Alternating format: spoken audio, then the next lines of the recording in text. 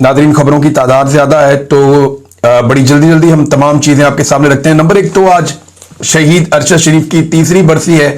पाकिस्तान के मीडिया के लिए एक तकलीफ दे दिन और पाकिस्तान की एस्टेब्लिशमेंट का किया हुआ वो कारनामा जिसे हम कभी नहीं भूलेंगे। ये वो जख्म है पाकिस्तानियों के सीने पर जिसे पाकिस्तानी हमेशा याद रखेंगे। शहीद अरशद शरीफ का जनाजा पाकिस्तान की तारीख के बड़े जनाजों में से एक था। पाकिस्तानियों ने बताया कि वो कौम का बेटा है, कौम उसके साथ खड़ी है और उसके कातिलों को कभी माफ नहीं करेगी। अरशद शरीफ साहब की वालदा ने कुछ नाम दिए थे और एक एप्लीकेशन दी थी जिसके मुताबिक वो चाह रहे थे कि एफआईआर हो, लेकिन वो एफआईआर अभी तक दर्ज नहीं हुई। और आज के दिन में आपको एक मरतबा फिर बता दूं कि शहीद अरशद शरीफ का मुकदमा पाकिस्तान की किसी अदालत में नहीं चल रहा। जो नाम अरशद शरीफ की वालदा ने दिए थे उनमें जनरल बाजवा साबिक army chief, general Nadeem Anjum साबिक डीजीआईएसआई, और उसके बाद आईएसपीआर के ब्रिगेडियर शफीक मलिक, फिर आईएसआई के brigadier Faheem Raza, DGC ISI major general Faisal Naseer और आईएसआई कर्नल रिजवान और आईएसआई कर्नल नुमान। ये नाम दिए थे शहीद अरशद शरीफ की वालदा ने, लेकिन उनकी दरखास्त के ऊपर एफआईआर आज तक नहीं हुई। आज नहीं तो कल इंसाफ तो होगा और ये कटहरे में आना पड़ेगा सारा मामला और जवाब देना पड़ेगा, क्योंकि पाकिस्तान के अंदर हमारे ऊपर जमीन तंग की गई, हमें बार बार हरासा किया, खौफजदा किया गया, बल्कि ये पैगामात पहुंचाया गया कि आपको कत्ल कर दिया जाएगा। और जिन हालात में शहीद अरशद शरीफ को पाकिस्तान छोड़ना पड़ा वो हालात भी सबके सामने हैं। उन्हीं हालात का सामना जो है वो दीगर कुछ सहाफियों को भी करना पड़ा। साबिर शाकिर साहब जो हैं वो लगातार कई साल से खतरे में है, पाकिस्तान वापस नहीं जा पा रहे। जिन हालात में मैं रहा पाकिस्तान के अंदर वो कोई तसव्वुर भी नहीं कर सकता। बड़े भयानक हालात, फिर मैं पाकिस्तान से बाहर आया जिन हालात में वो भी सब जानते हैं।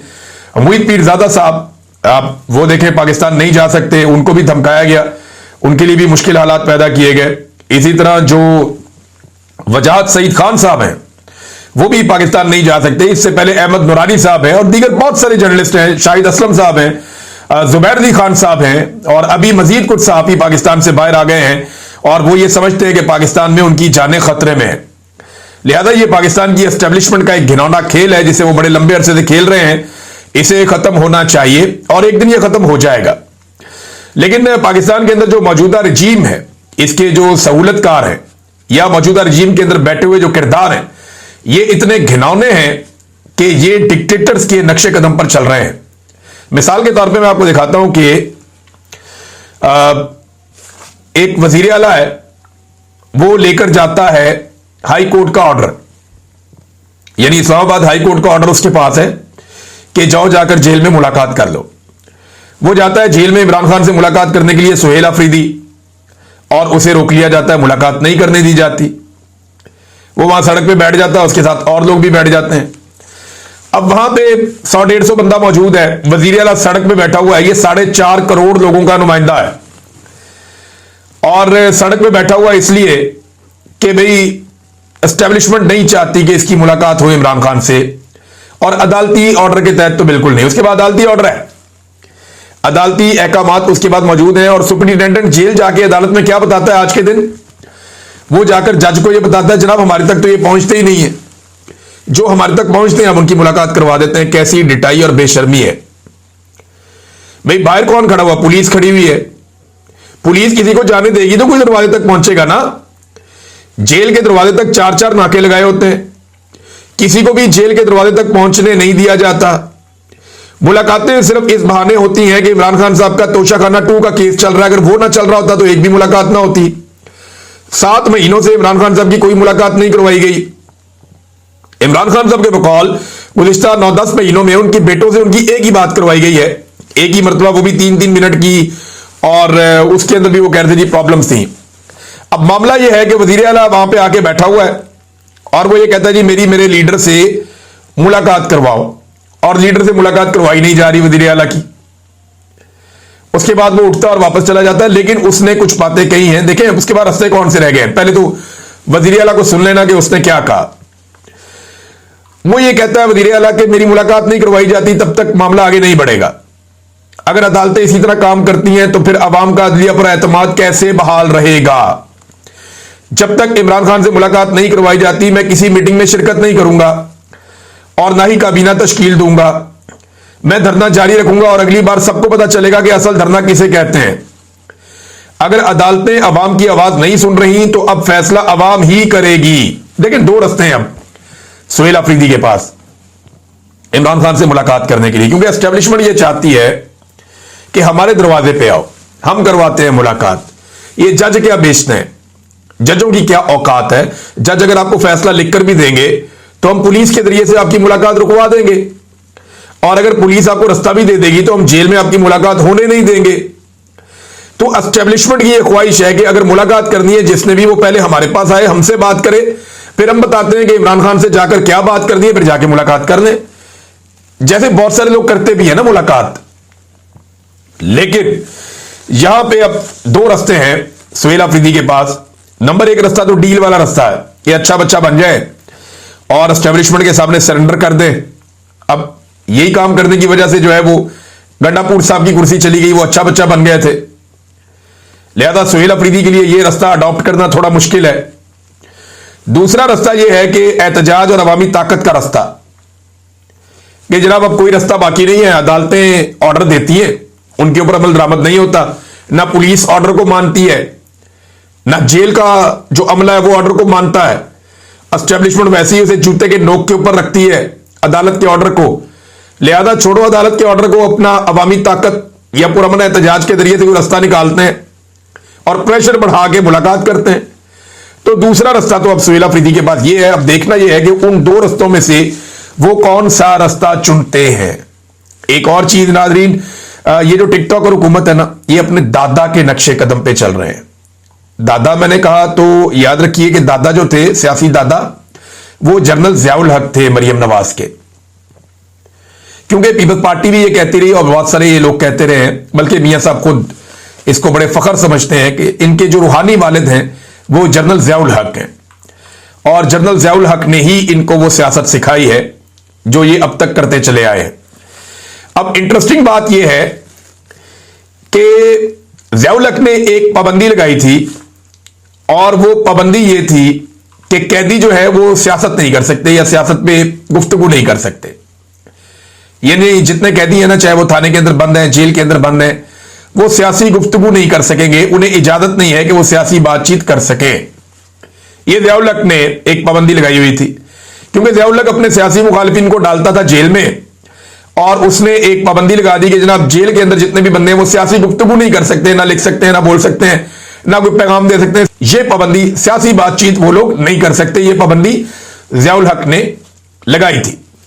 अच्छा, ये जो पाबंदी थी, ये इसकी शिक 265, ये 265 जो है इसके खिलाफ अदालत में चले गए थे पाकिस्तान तहरीक इंसाफ के लोग, और सरदार इजाज इसहाक खान साहब ने यह फैसला किया था कि पाबंदी नहीं रहेगी। उन्होंने इजाजत दी थी कि कैदी सियासी बातचीत कर सकता है। पाकिस्तान में डेमोक्रेसी है, एक जमहूरी मुल्क है। ये क्या होगा, कैदी किताबें लिखते हैं, पूरी दुनिया के अंदर कैदी सियासत करते हैं, जेल के अंदर से लोग बहुत सारा कुछ करते हैं, लेकिन ये क्या हो गया कि सियासी गुफ्तगू नहीं कर सकता कैदी। तो इजाज इसहाक खान साहब ने यह फैसला दिया था कि यह पाबंदी नहीं लग सकती, लेकिन पंजाब हुकूमत ने दरखास्त दायर की ज़ियाउल हक के नक्शे कदम पे चलते हुए, और उसकी रूह को ताज़ा रखने के लिए और ज़ियाउल हक की जो सफाकियत है उसको जिंदा करने के लिए इन्होंने जनाब दरखास्त दे दी, अपील में चले गए, और अब एक बेंच बना और उसने जनाब वो फैसला मुअत्तल कर दिया। मैं आपको सिर्फ एक सुनवाता हूं कि नवाज शरीफ ज़ियाउल हक के बारे में क्या कहता था, जरा ये सुने आप। He set very good precedents in the politics of this country, which have had very healthy impact, and I like to pursue those policies. Decency in politics, I think, is the first one to introduce in this country. लो जी, ज़ियाउल हक पहला आदमी है जिसने सियासत के अंदर बड़ी मुस्बत चीजें लेकर आया, बड़ी डिसेंसी लेकर आया, बड़ा कमाल उसने ज़ियाउल हक ने काम किया। मैं चाहूंगा कि उसकी इन पॉलिसीज को जारी रखूं, ये नवाज शरीफ है। पहला आदमी ज़ियाउल हक को करार दिया, भुट्टो को भी नहीं, लियाकत अली खान को भी नहीं, फातिमा जिन्ना को भी नहीं, कायदे आजम को भी नहीं। लेकिन कैसे जूते पॉलिश करते थे कि मरे हुए डिक्टेटर के भी जूते पॉलिश कर रहे थे। ये जनाब नवाज शरीफ साहब थे, और आज उनकी बेटी ने साबित किया कि अपने रूहानी दादा जनाब ज़ियाउल हक साहब को वो फॉलो करेंगी और उसी रास्ते पर वो चलेंगी। और उस रास्ते पे चलते हुए उन्होंने साबित किया कि जैसा ज़ियाउल हक था, वही सोच जो ज़ियाउल हक की सोच है, वही आज नवाज शरीफ की और मरियम नवाज की सोच आज भी जिंदा है और ये उसी रास्ते पे चल रहे हैं। नाज़रीन, तारिक फजल चौधरी साहब जो हैं वो अपने उस मौक़िफ़ के ऊपर डट गए हैं और उन्होंने कहा जी बिल्कुल करें, पाकिस्तान तहरीक इंसाफ दरख्वास्त दे, उन्हें संजीदगी पता चल जाएगी इस ऑफर की। हम इमरान खान को बनी गाला शिफ्ट करना चाहते हैं, तहरीक इंसाफ अगर इस हवाले से दरख्वास्त दे तो उनको पता चलेगा कि हम कितने संजीदा हैं। लेकिन दूसरी जानिब हामिद खान साहब ने इसका जवाब दिया है और हामिद खान साहब ने जब उनसे सवाल किया गया, अम्माद अहमद साहब ने सवाल किया कि क्या पीटीआई इमरान खान की बनी गाला मुंतकली की कोई दरख्वास्त देगी, उन्होंने कहा हरगिज नहीं, हमें किसी को कोई दरख्वास्त देने की जरूरत ही नहीं है क्योंकि उनको जेल के अंदर गैर कानूनी कैद में रखा गया है। चाहे उनको बनी गाला ले भी जाए तब भी वो गैर कानूनी कैद में होंगे। तो एक आदमी गैर कानूनी कैद में है तो उसकी मुंतकली की हम दरख्वास्त क्यों दें? ये जनाब हामिद खान साहब ने इसके ऊपर अपना मौकिफ दिया है। नाज़रीन, पाकिस्तान में एक रुला और पड़ गया, सब्जियों की कीमत बहुत ज्यादा बढ़ गई है और ये अनएक्सपेक्टेड बढ़ गई है, यानी बढ़ती है हर साल। जब कोई सब्जियों की जब एक टाइम आता है जब नई सब्जियां आनी होती हैं और आपका थोड़ा सा कभी कभी प्रॉब्लम हो जाता है, पॉलिसी के अंदर हो जाता है और वैसे भी महंगाई बढ़ती रहती है वक्त के साथ साथ, हर दौरे हुकूमत में बढ़ती रहती है। ऐसा नहीं है कि चीजों की कीमत हमेशा वही रहेगी, हमेशा उससे थोड़ी थोड़ी बढ़ेगी, लेकिन वो एक परसेंटेज के हिसाब से बढ़ती है। लेकिन यहां जो कीमत बढ़ी है वो बहुत ज्यादा एकदम फ्लक्चुएट कर गई, बहुत तेजी से ऊपर चली गई। यानी अभी लोग कहते हैं कि जी वो 500-600 रुपए का तो कहते हैं टमाटर ही हो गया, बहुत बहुत महंगा। कई लोग बताते हैं, जो बहुत कम बताते हैं वो भी कहते हैं जी 400 रुपए का। अब ये रोला पड़ गया, ये हुआ क्यों? देखिए, पाकिस्तान में सैलाब आया, अब सैलाब के असरात तो आएंगे और अब वो आपके ऊपर आहिस्ता आहिस्ता आ रहे हैं।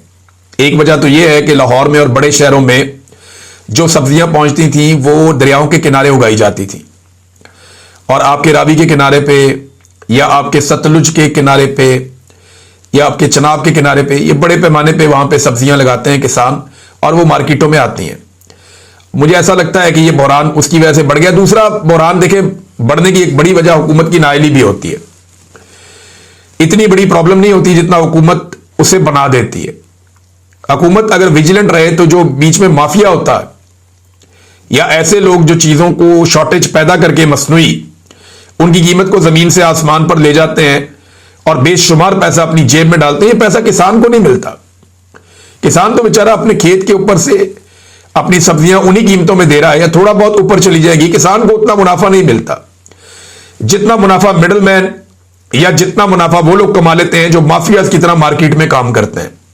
तो इसको रोकने के लिए हुकूमत को अपनी जिम्मेदारी अदा करनी चाहिए।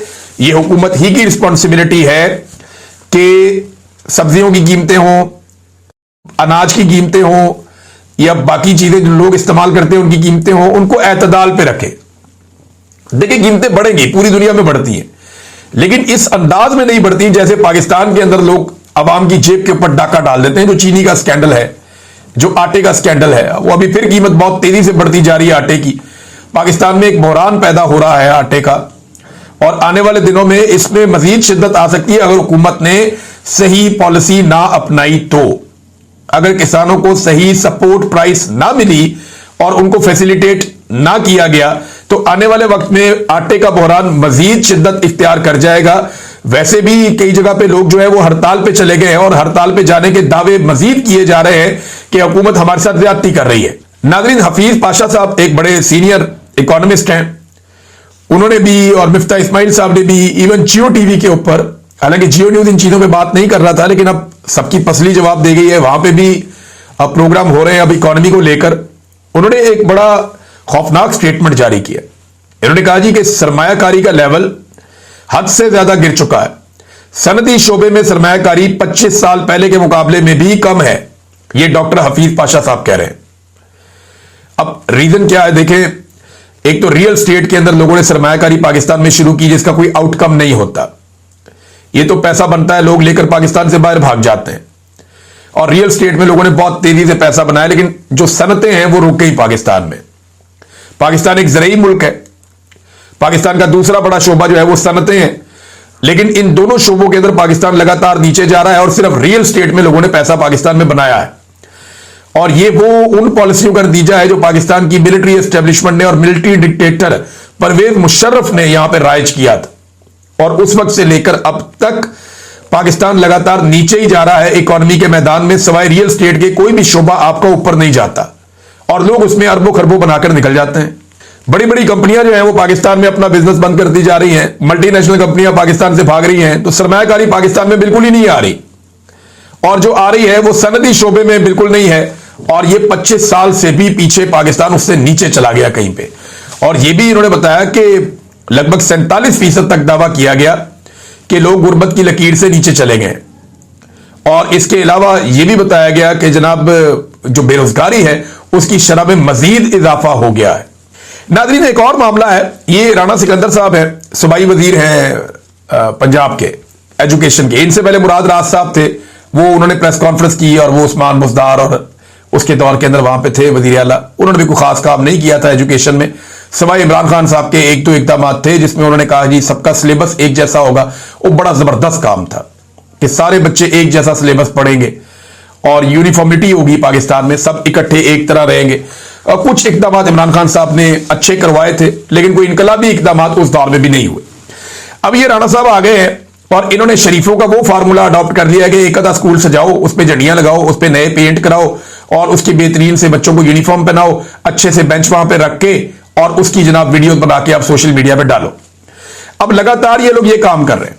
यानी एक सरकारी स्कूल है और वजीर तालीम ने कम से कम 5 ट्वीट्स की हैं। ये पंजाब में इन्होंने 5 ट्वीट्स कर दिए एक स्कूल को लेकर। ये पांचों में स्कूल एक ही है, यानी एक ही स्कूल की अलग अलग वीडियो और तस्वीरें लगाकर तासुर दिया जा रहा है कि शायद हर सरकारी स्कूल में सहूलियत दी गई हैं, जबकि ये एक model Nawaz Sharif school of excellence है। यानी आप एक स्कूल को ठीक करके ये तो नहीं कह सकते कि पूरे पंजाब की एजुकेशन ठीक हो गई है। मैंने शहबाज शरीफ साहब ने एक कॉन्फ्रेंस की थी, नौजवानों को बुलाया था 2010 में गालिबन, तो उसमें मैं भी गया था। मैंने शहबाज शरीफ साहब को वहां पे एक तजवीज दी थी कि अगर चाहते हैं आपके पीने का पानी साफ हो जाए पंजाब में, तो सरकारी अफसरान, आप और आपके वुजरा और आपकी सारी काबीना और एमपीए एमएनए सारे नलके से पानी पिए, सरकारी पानी साफ हो जाएगा। दूसरा मैंने उन्हें कहा था अगर आप कहते हैं और आप ये चाहते हैं कि तालीमी निजाम पाकिस्तान में ठीक हो जाए, तो आप अपने घर के बच्चों से शुरू करें, तमाम ब्यूरोक्रेट्स को, तमाम काबीना को, तमाम एमपीएज एमएनएज को और अशराफिया को बाउंड करें कि वो अपने बच्चों को सरकारी स्कूलों में भेजें। और साथ मैंने ये भी कहा था कि ऐसा नहीं करना आपने कि एक ही सरकारी स्कूल को ठीक करके सारे बच्चे अपने उसमें दाखिल करवा दें। नहीं, जो जो जहां रहता है, जिस जिसका जहां इलाका है, वो वहां पे सरकारी स्कूलों में अपने बच्चों को भेजे, तो फिर ये सरकारी स्कूल भी ठीक हो जाएंगे। इसी तरह मैंने शहबाज शरीफ को कहा था कि अस्पताल अगर आपने ठीक करने हैं तो आज के बाद आप तमाम ब्यूरोक्रेट्स और तमाम आपके एमपीएज एमएनएज मिनिस्टर्स, आप तमाम लोग आज के बाद अपने खानदानों समेत सरकारी अस्पतालों से इलाज करवाएं, सरकारी अस्पतालों का मियार ठीक हो जाएगा। अब एक स्कूल मॉडल बना के उसके अंदर अपना बच्चा भिजवा के आप ये साबित करना चाहते हैं कि आपने एजुकेशन ठीक कर दी है, तो हम आपको कई ऐसे स्कूल दिखा सकते हैं जिनकी हालत ऐसी है कि आप वहां खड़े भी नहीं हो सकते थोड़ी देर के लिए। तो एजुकेशन को ठीक करने की जरूरत है, इंप्रेशन को ठीक करने की जरूरत नहीं है, लोगों को बेवकूफ बनाने की जरूरत नहीं है सोशल मीडिया के ऊपर। और ये जाली हुकूमत है ना, तो जालसाजी करते हैं हर काम में, क्योंकि हुकूमत इनको फार्म 47 के ऊपर मौजूदा एस्टेब्लिशमेंट ने जूते पॉलिश करने के बदले में बनाकर दी हुई है। अब क्योंकि इनके पास एक जाली हुकूमत है, तो उसे कायम रखने के लिए ये जालसाजियां करते हैं रोजाना कि जनाब एक स्कूल पकड़ लिया, उसकी 5 वीडियोस ठोक दी। भाई इंसान के बच्चे बनो, भाई बाकी स्कूलों को भी देखो, एजुकेशन के हालात को देखो। अपने पिंड के अंदर जो इनका अपना जो हल्का है, यानी वजीर तालीम के गांव के सरकारी स्कूल का सिर्फ एक बच्चा पास हुआ था, 9वीं जमात का इम्तिहान आया। ये मोहम्मद उमैर साहब ने खबर दी। मोहम्मद उमैर साहब का दावा है, उन्होंने खबर दी कि 9वीं जमात का चंद रोज कबल रिजल्ट आया और वजीर तालीम के गांव के जो सरकारी स्कूल है उसका एक बच्चा पास हुआ। यहां से आप अंदाजा करें, ये खबर आई हुई है। तो मैं ये कहता हूं कि एजुकेशन को बेहतर करना है, इंप्रेशन को बेहतर नहीं करना। एक जगह को सजा के उसकी फोटोज लगाई जाओ, वहां पे गुब्बारे चिपका दो, वहां पे झंडियां लगा दो कि जनाब बड़ा कमाल हमने काम कर दिया, तो बाकी सारा पंजाब कहां जाएगा? 12 करोड़ का सूबा है भाई। ये 150 बच्चे की आप क्लास को ठीक करके आप ये कहते हैं जनाब ने बड़ा कारनामा कर दिया। तो सोशल मीडिया पे नहीं चलेगा, आपको ग्राउंड पे काम करना पड़ेगा और सबके लिए काम करना पड़ेगा। शहबाज शरीफ ने जब बनाई थी ना ये दान स्कूल बनाए थे, तो मुझे याद है मैं वहां पे गया था देखने के लिए, तो मैंने शहबाज शरीफ साहब से कहा था कि मियां साहब ये तो आपने बना दिया, यहां तो चंद बच्चे पढ़ेंगे, तो बाकी स्कूलों का क्या बनेगा? तो मियां साहब ने उसका कोई जवाब ही नहीं था उनके पास। तो जो हजारों स्कूल हैं हर तरफ जिनका बेड़े ही गर्क हुआ पड़ा है, उन्हें कौन ठीक करेगा? ये सवाल अपनी जगह पे बदस्तूर मौजूद है। बहरहाल रंगबाज है, रंगबाजी कर रहे हैं, पहले भी ये करते रहे, अभी ये करेंगे। नादरीन, सुहेल अफरीदी ने कह दिया कि सेकंड हैंड कबाड़ की गाड़ियां थी। नादरीन, सुहेल अफरीदी ने यह भी कह दिया कि सेकंड हैंड गाड़ियां थी, कबाड़ की गाड़ियां थी जो हमें दी गई हैं और ये कार्रवाई डालने के लिए, खबर बनाने के लिए दी गई हैं। हमने नई गाड़ियां ऑर्डर की हैं, हम ये गाड़ियां नहीं लेंगे। एक चीज नादरीन मैं आपके सामने रखूं कि बड़ी पाकिस्तान में बगलें बजाई गई, बड़ा जश्न मनाया गया कि जनाब हमने फलस्तीन और इसराइल के बीच में जंगबंदी करवा दी, हमने हालात ठीक कर दिए। अभी वहां पे इसराइल ने अपनी पार्लियामेंट के अंदर मंजूर किया कि वो वेस्ट बैंक को एनेक्स करेगा, अपने साथ जोड़ेगा और उसको अपने साथ शामिल करेगा। अब ये इतना बड़ा जुल्म है, इस पे शहबाज शरीफ साहब नहीं बोल रहे, इस पे बात नहीं कर रहे। और नेतन्याहू ने 3 शराइत रखी हैं अमेरिका के सामने कि अगर आप चाहते हैं जंगबंदी तो उसके लिए 3 शराइत है, वो तीनों मैं आपके सामने रख देता हूं। और ये शराइत मैं नहीं बता रहा, ये N12 मीडिया है, ये इजराइल का N12 भी इसको बोलते हैं, ये इजरायली मीडिया है, वो ये रिपोर्ट कर रहा है कि नंबर 1 उसने शर्त रखी कि गजा में तुर्क फौज नहीं होगी, यानी पाकिस्तान की फौज पे कोई एतराज नहीं इसराइल को। पाकिस्तानी फौज अगर इसराइल में जाती है, सऊदी फौज अगर इसराइल में जाती है, इंडोनेशिया की फौज अगर इसराइल में जाती है, बाकी ममालिक की फौज अगर इसराइल में जाती है तो कोई एतराज नहीं है इसराइल को, यानी गजा में जाती है। गजा में जाना है, इसराइल में तो जाना भी नहीं है। तो गजा में तुर्क फौज नहीं आनी चाहिए, उनको सिर्फ तुर्कों से, वैसे तुर्क फौज को अपने ऊपर फख्र होना चाहिए कि वो वाहिद एक ऐसी फौज है जिससे इसराइली घबराए, और उन्होंने कहा जी तुर्की की फौज हमें कबूल नहीं है, बाकी जो मर्जी फौज वहां पे गजा में आ जाए। और पाकिस्तान को थोड़ा इसके बारे में सोचना चाहिए कि इसराइली वजीर आजम नेतन्याहू को पाकिस्तानी फौज पर एतराज क्यों नहीं हुआ और उसने ये क्यों नहीं कहा कि गजा में पाकिस्तानी फौज नहीं आनी चाहिए। नंबर 2 उसकी शर्त यह है कि हमास का किरदार जो है, वो जो तंजीमी ढांचा बन रहा है हुकूमत का वहां पे, उसके अंदर बिल्कुल नहीं होगा। नंबर 3 शर्त यह है कि इसराइल मुकम्मल गैर मुसल्लह जब तक नहीं हो जाता, हमास को जब तक मुकम्मल तौर पे गैर मुसल्लह नहीं किया जाता, तब तक इसराइल जो है वो गजा से नहीं निकलेगा, वो गजा में मौजूद रहेगा बाकी फोर्सेस के साथ। तो जनाब ये हैं हालात। और हां, हाल ही में ये वीडियोज आ रही हैं, तस्वीर आ रही हैं, इसराइल ने बहुत बड़ी बमबारी की है लबनान पे, लेकिन पाकिस्तान की जानिब से अभी तक मुकम्मल खामोशी है। लगता है इसराइल के बारे में हमारी मुकम्मल पॉलिसी बदल चुकी है और अब हम एक ऐसे मुल्क के तौर पे मौजूद हैं जो इसराइल के बारे में वो नहीं सोचता जो हमारी हमेशा से एक पॉलिसी थी। अब तक के लिए इतना ही, अपना ख्याल रखिएगा, अपने इस चैनल का भी। अल्लाह हाफिज।